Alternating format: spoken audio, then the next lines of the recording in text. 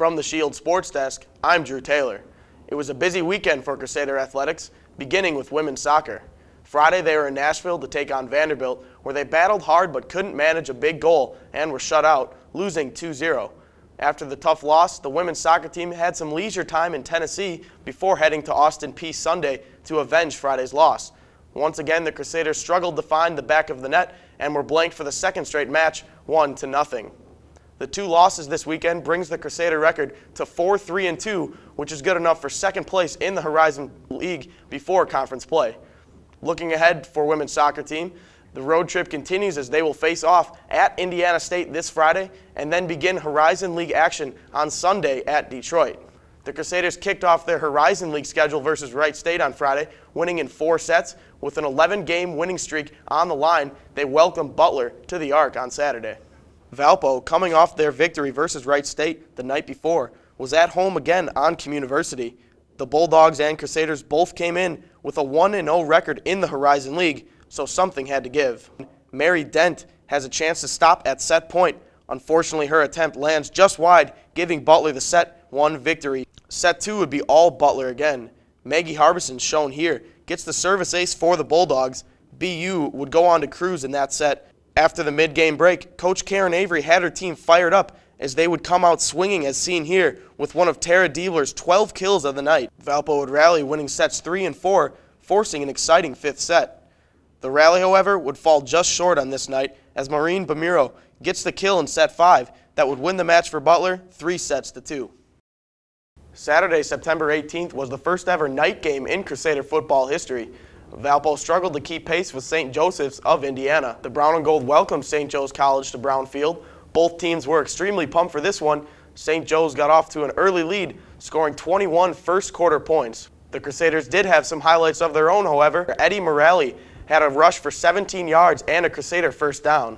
St. Joe's would extend their lead as the pass by Eric Lehman gets intercepted and returns 16 yards to pay dirt for the Pumas, giving them a 34-0 lead. St. Joe's would go into the break up 40-0 on the Crusaders.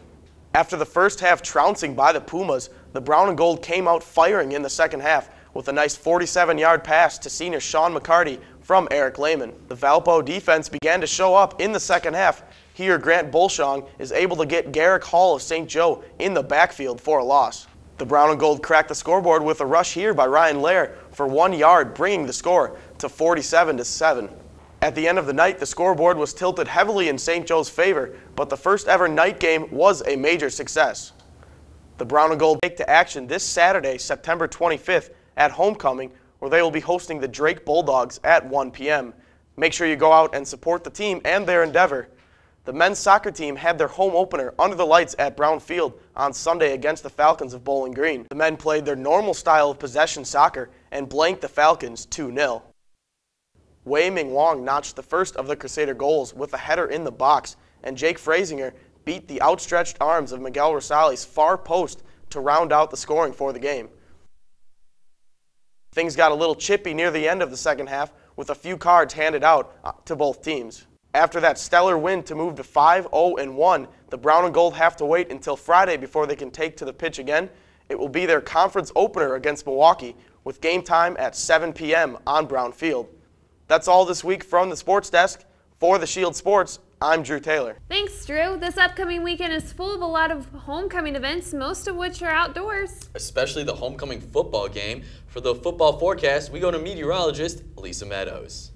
Good evening, Valparaiso. I'm meteorologist Lisa Meadows. We did have a rather warm week throughout this week, but tonight we're going to be mostly cloudy. Our low is going to get down to 62 degrees, and then as we look ahead at tomorrow, sunny skies in the forecast. It's going to be rather pleasant, a little bit cooler, 72 than what we've been used to, but a chance of rain will be moving in for tomorrow night. We'll get down to 56 degrees for our low. 5-day forecast is showing a cold front coming through on Friday. We have a chance of showers and thunderstorms. Our temperature getting up to 79, but once that moves through, it's going to cool us off for the weekend. Our temperature will be about 72 for game day Saturday, 73 for Sunday, and then we'll see the clouds really start to move back in as we move into next week. So most importantly, mostly sunny skies and a temperature of 72 for our game day forecast, winds will be light, so at least there isn't any rain or showers and thunderstorms. It could be a rather comfortable Saturday to get out and enjoy the homecoming game.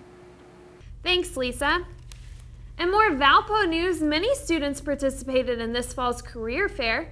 The fair took over all 3 ballrooms in the whole upstairs of the Union. The Career Center brought hundreds of employers to the fair, and students took advantage of the large event. Many students dressed in their finest and were perusing the numerous booths that the fair had to offer, handing out resumes and contact information. Valparaiso University is finding new methods of reaching out to prospective students this fall.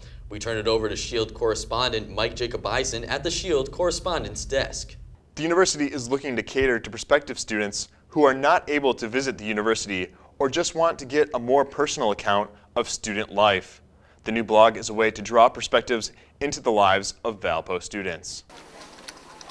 With the growth of websites such as Facebook and Twitter, college-age students are posting more and more personal information online. That's the idea behind Valparaiso University's new Freshman Experience blog that is being launched by the university's Integrated Marketing and Communication Department. A lot of prospective students had some questions about what the college experience is really about. What do students go through in their classes, homework, what sorts of activities are they involved in outside of the classroom, what's social life like on campus. Each student has their unique journey that they go on here at Valpo, so we wanted to encompass the breadth of different experiences students have. Mickey Suber is one of 7 students featured on the university blog.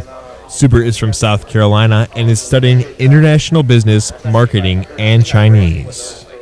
My latest blog post, I think that's about me and my friends actually here in the library at the Christopher Center. We were up here till 2 o'clock in the morning when it stayed open because we had a lot of studying to do, and some people had essays to write, and we were bouncing ideas off each other. So my latest one was about that and how it's better to do studying with friends, I think, because we're able to have fun and talk and laugh and not be bored while we're trying to get our work done. And you know, the Christopher Center stays open till 2 o'clock, so 2 a.m., and that was just excellent. I just never had the need or the excitement, or I didn't think my life was that interesting to blog about, but once I get here, I realize that I have so much to say all the time, and it's not as hard as I thought it was going to be. Content for the blog will be filtered by the IMC Student Division to make sure no inappropriate content is posted online, but students are not restricted to what they submit. The blog site is currently online, but is not yet officially launched and linked to the university website. To view the blog now, visit blog.valpo.edu/freshman experience. Thanks, Mike. Actors from the London stage were on campus this past week. The members of the 5-person acting troupe helped lead sessions in numerous classes and helped those students involved in this year's drama productions. The company performed A Midsummer Night's Dream for the members of the Valparaiso community. Those who attended the show were astounded with their group and considered it one of the best shows that they had ever seen. That's all on this edition of The Shield. I'm Justin Thompson-Gee. And I'm Lauren Whitney Gottbreath. Have a great night, Valpo.